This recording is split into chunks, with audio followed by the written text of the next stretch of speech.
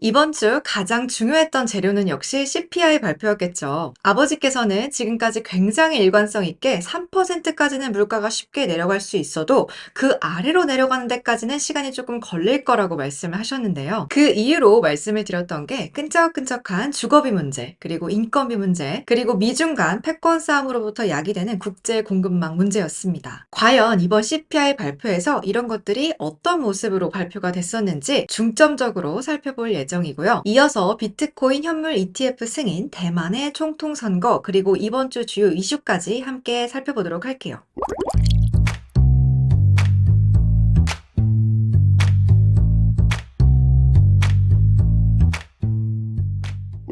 아버지, 현지 시간으로 11일 미국 노동부는 2023년 12월 소비자 물가지수가 전년 동월 대비 3.4% 상승했다고 밝혔는데요. 이건 전문가들이 예상한 예상치는 물론이고 전월 대비로도 0.3% 상승해서 역시 전문가 예상치를 상회했어요. 하지만 식품 및 에너지 비용을 제외한 핵심 CPI의 경우에는 전년 동월 대비 3.9%를 기록하면서 전월 대비 상승폭을 좀 줄였네요. 이유는 주거비가 전년 동기 대비 기준으로 둔화 추세를 지속하긴 했지만 그 속도가 매우 느리게 진행되었기 때문이야. 주거비는 지난 11월에 전년 동기 대비 6.5%였잖아. 그것이 6.3%까지 조금 내렸어. 소폭 하락은 했긴 했지만 주거비 둔화세가 9개월째 이어지고는 있지만 여전히 하강 속도가 좀 천천히 낮게 이어지고 있다고 볼 수가 있겠지. 실제로 진로닷컴 임대료 지수를 보면 S&P CS 주택 가격 지수와 같은 선행 지표가 CPI에 반영되는 속도가 굉장히 느리고 또 최근에 부진한 공급에 따라서 주택 가격이 오히려 반등하는 모습을 나타내고 있기 때문에 이 주거비발 물가 상승 요인은 여전히 남아있다. 뭐 이렇게 생각을 하고 있어. 또 그리고 인건비를 봐도 여전히 물가 상승 요인이 좀 남아있다고 보는데요. 인건비 영향이 큰 슈퍼코어 CPI는 전년 동월 대비 3.9%로 전월과 유사한 수준을 기록을 했어요. 노동 수요가 2022년 3월을 고점으로 전반적으로 계속 감소하는 모습을 보이고 있기는 한데요. 여전히 공급이 좀 타이트하다 보니까 임금 상승률이 여전히 아직 3%대에 진입하지 못하고 있는 상황이죠. CPI보다도 이 인건비 상승률이 높다라는 것은 아직까지도 물가 상승 요인으로 유지되고 있다라는 것을 의미해. 또한 뭐 조금 안정세를 보여왔던 뉴욕 연일의 공급망 압력 지수도 다시 오르기 시작을 했어. 뿐만 아니라 유럽을 중심으로 운임 지수 상승하는 모습이 나타나는 만큼 이 공급망 상방 압력에 대한 경계가 필요해 보여. 근데 그럼 결론적으로 봤을 때, 뭐, 주거비도 그렇고, 인건비 문제도 그렇고, 공급망 문제도 그렇고,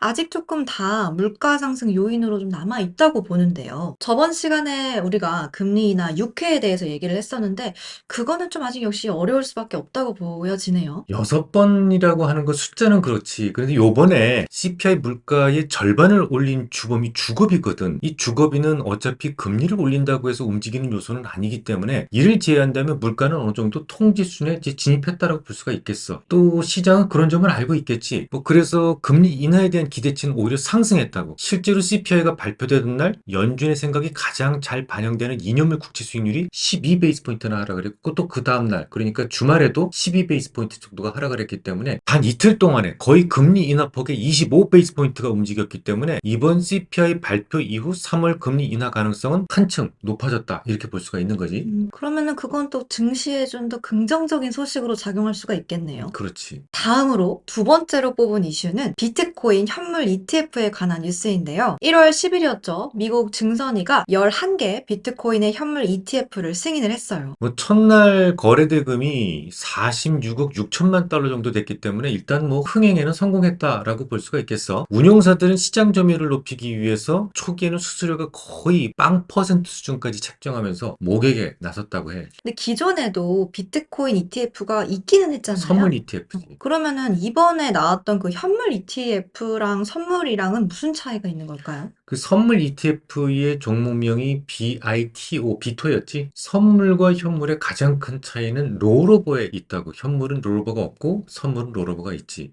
예를 들어서 우리가 원유 선물에 투자를 할 때 진짜 몇 개월 후에 원유가 필요해서 사는 게 아니잖아. 그렇죠. 그러니까 선물은 만기가 되면 어떻게 해야 돼? 해당 원유를 인도를 해야 되는데 그렇게 되면 좀 난감하죠. 난감해지잖아. 그래서 이 특정 월물의 만기 이전에 매도하고 다음 월물을 다시 사는 롤오버라는 제도가 있는 거야. 이렇게 선물은 소위 만기라는 게 존재하지만 현물은 만기가 없거든. 그러니까 기존에도 선물 ETF, 그러니까 비토를 통해서 거래할 수 있었지만 현물 ETF에 비해서 수익률 측면에서 불리해질 수밖에 없는 거지. 뭐 현물 ETF는 비트코인 가격을 그대로 추정하면서도 비교적 낮은 운용 보수를 유지할 수가 있겠어. 하지만 선물 ETF는 어때? 롤오버 비용 때문에 운용 보수가 높아질 수밖에 없는 거지. 앞으로 선물 ETF의 미결은 뭐 서서히 좀 감소하지 않을까 이렇게 생각을 하고 있어. 근데 우리나라가 현재 현물 ETF 거래를 금지했다는 뉴스가 있었잖아요, 최근에. 그럼 어떤 영향이 있을까요? 뭐 초기에는 제도적인 부분이 좀 미비돼서 그랬을 거고 뭐 아마 구비돼야 되는 것들이 좀 완성되면 결국 우리나라도 시기상의 문제일 뿐 거래가 되지 않을까 싶어. 실제로 한국은행 총재도 뭐 비트코인이 투자 자산의 하나가 될 것이다 라고 말했으니까 말이야. 그러면 그 부분에 대해서는 크게 걱정할 필요는 없겠네요. 그렇지. 다음으로는 대만의 총통 선거에 대한 뉴스인데요. 반중이자 친미 노선의 라이칭더가 당선이 됐어요. 뭐 큰 이변이 없었던 이유는 대다수의 대만 국민들은 중국과의 통일을 싫어하기 때문일 거야. 뭐 친중인 국민당 같은 경우에는 뭐 국共내전 이후에 대만으로부터 건너왔던 장제스의 후손인데 반해서 이 친미 민진당은 원래 대만에 거주했던 이른바 본성인들로 이루어졌기 때문이야. 그냥 너무 강경해서 뭐 기본적으로 양안 간의 불안감을 키우는 것도 싫어하지만 뭐 기본적으로 중국과의 통일에 대해서는 대다수의 대만인들이 싫어한다고 보면 돼. 대다수의 대만인들이 싫어한다고 하기에는 또 국민당의 허유이 후보가 굉장히 많은 표를 가지고 가기는 했어요. 2위였지. 네, 두 후보가 한 6.55% 정도 차이가 났다고 해요.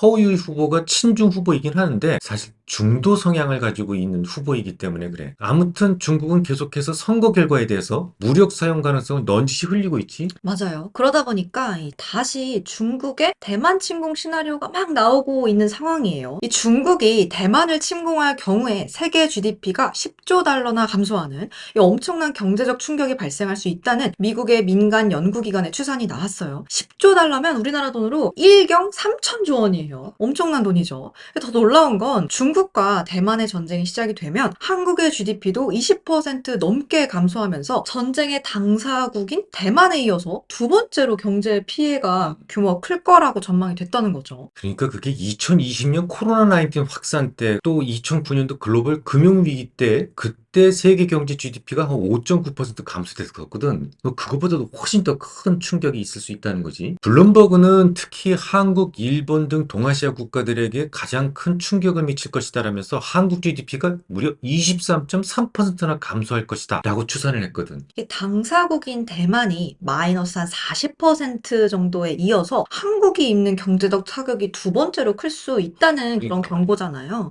근데 이거는 일본의 마이너스 13.5%는 물론이고 심지어 전쟁 당사국인 중국의 마이너스 16.7%보다도 훨씬 더 큰 피해인 거예요. 우리나라가. 그러니까. 블룸버그는 반도체 산업이나 무역 및 금융 충격 측면에서 경제적 피해를 추산했다고 그렇게 설명을 했어요.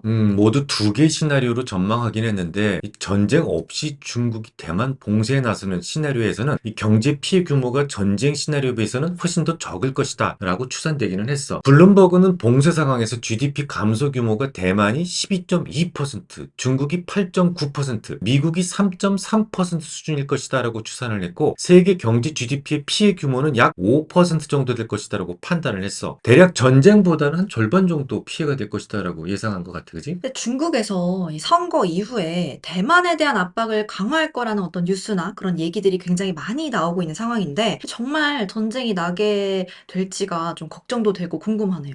글쎄, 뭐, 경제 봉쇄나 전쟁 시나리오는 무척 희박한 확률이라고는 생각을 해. 그런데 한 가지 가능성이 있는 게 바로 트럼프가 키를 쥐고 있어. 만약 트럼프가 재선에 성공하고 좀 더 강경한 대중국 정책을 밀어붙여서 뭐 중국이 숨을 쉴 수 없을 정도로 압박을 받게 된다면 뭐 가능한 일이 되지 않겠어? 지금도 중국은 숨통을 틀어막는 바람에 겨우 숨만 쉬고 있는데 트럼프는 지금 집권하게 될 경우 4개년 계획을 세워서 아예 중국 상품을 전면적으로 수입 금지시키겠다. 뭐 그런 공약을 내세우고 있거든. 그렇게 된다면 그러면 중국 경제는 더 쪼그라들 테고 내부에 불만이 쌓이면 시진핑 입장에서는 그 내부의 불만을 외부로 돌리려는 그런 시도를 할 수 있겠지. 과거 도요토미 히데요시가 그랬던 것처럼 말이야. 그런 점을 간판 미국이 TSMC를 미국으로 옮기라는 요구를 한 것이 아닌가라는 생각도 들고 뭐 사실 TSMC는 대만의 수도인 타이베이에 있잖아. 여긴 외성인 출신 친중 국민당의 근거지이기도 해. 아, 그 국민당의 근거지에 있는 TSMC를 미국으로 옮겨버린다면은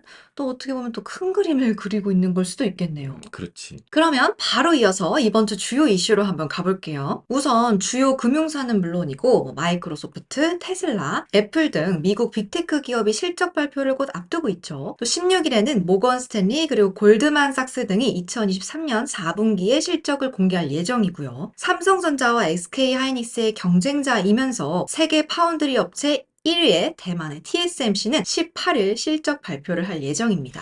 근데 가장 중요한 경제 지표는 17일에 발표하는 미국 12월 소매 판매가 될 거야. 이 소매 판매는 미국 GDP의 70%를 차지하고 있는데 이것만 멀쩡하다면 경제 침체는 없는 것이다라고 판단할 수 있잖아. 그래서 이게 매우 높은 중요도가 있는 지표라고 볼 수가 있겠지. 시장 컨센서스는 전월 대비 0.4% 성장으로 지난 11월 0.3%보다 개선될 것이다라고 전망되고 있는데 자동차를 제외한다면 0.2% 그리고 자동차와 가스를 제외할 경우에 0.3%로 전월 대비 소폭 둔화될 예정이다라고 나오고 있지만 뭐 여전히 견조한 소비 모멘텀을 확인할 수 있을 것으로 보여. 17일에는 또 중국에서도 4분기 GDP 그리고 12월 소매 판매와 또 광공업 생산, 고정 자산 투자가 발표가 될 예정인데요. 4분기 GDP 성장률은 전년 대비 5.2% 성장하면서 3분기에 4.9%보다 개선될 걸로 보여요. 그렇다면 5%대로의 재진입 가능성이 좀 보이는데 중국 증시에 대한 기대감을 조금 더 올려도 괜찮은 걸까요? 글쎄, 아직은 좀 아닌 것 같지. 매우 중요한 12월 소매 판매는 8%로 지난 11월에 기록했던 10.1%에서 둔화될 것으로 전망되고 있고, 그리고 12월 광공업 생산은 6.6%, 11월과 동일하지? 그리고 고정자산 투자도 2.9%, 11월에 이어서 정체 국면이 지속될 가능성이 높아 보여. 4분기 GDP가 선방은 하겠지만, 기저효과로 인해서 12월부터 3월까지 중국 경기 모멘텀이 오히려 좀 큰 폭으로 둔화되지 않을까 그런 생각도 가지고 있는데 중국 증시가 좀 좋은 모습을 보여준다면 우리나라에도 좀 좋은 소식이 될 수 있을 텐데 그건 좀 그러니까 아쉽네요. 말이야. 기저효과라는 게 좀 남아있네요. 그렇지. 오늘은 좀 길었네요. CPI 발표에서 또 주거비, 인건비, 그리고 공급망 문제가 여전히 물가 상승 요인으로 남아있는 걸 확인을 했지만 불행인지 다행인지 CPI 물가 상승의 절반을 견인한 주범은 바로 주거비였어요. 이 주거비는 어차피 금리를 올린다고 해서 움직인 요소는 아니기 때문에 또 주거비를 제외한다면 물가가 어느 정도 잡히고 있다는 걸로 해석을 해볼 수가 있겠죠. 때문에 금리 인하에 대한 기대치는 또 상승했고요. 이로 인해서 미국 S&P 500 지수를 역사적 고점까지 이끈 걸로 보이네요. 자, 그럼 오늘은 여기까지만 하고 마무리를 해보도록 해볼게요. 오늘도 유익한 시간 되셨길 바라고요. 다음 시간에도 유익한 이야기 나누고 싶으시다면 좋아요, 구독, 댓글, 알람까지 아시죠? 그럼 안녕. 이게 잘 안 돼, 이게. 안녕. 안녕. 안녕.